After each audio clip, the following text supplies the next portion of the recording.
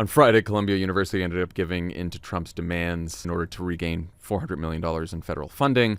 This includes adopting a definition of anti-Semitism that satisfies the administration, hiring 36 new special officers that can remove people from campus or arrest them, banning the use of face masks during protests, and appointing a new senior vice provost to oversee the Middle Eastern, South Asian, and African Studies Department. It's worth noting that in its March 13th letter to the school, the administration called its demands a, quote, precondition for formal negotiations to maintain a, quote, financial relationship with the United States government. They're fucking easier on Putin.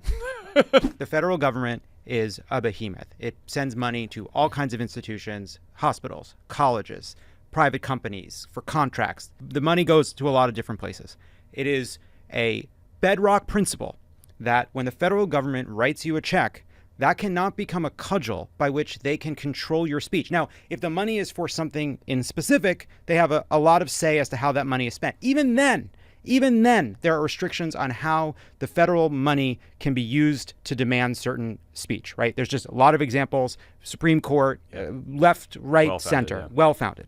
What is, of course, unconstitutional is that because we are giving you money for research over here, that gives us basically a board seat at Columbia to have protest policies. This is the president of the United States making an administrative decision about how to run a specific department at a private university in New York City. That is beyond the pale. It is obviously something Columbia should have fought. The Paul Weiss thing, I'd expect, I guess, not very much from a corporate law firm on this front, and I actually can see the argument for why they did what they did, even if I think it's wrong. This is ridiculous. Columbia should be fucking ashamed of themselves.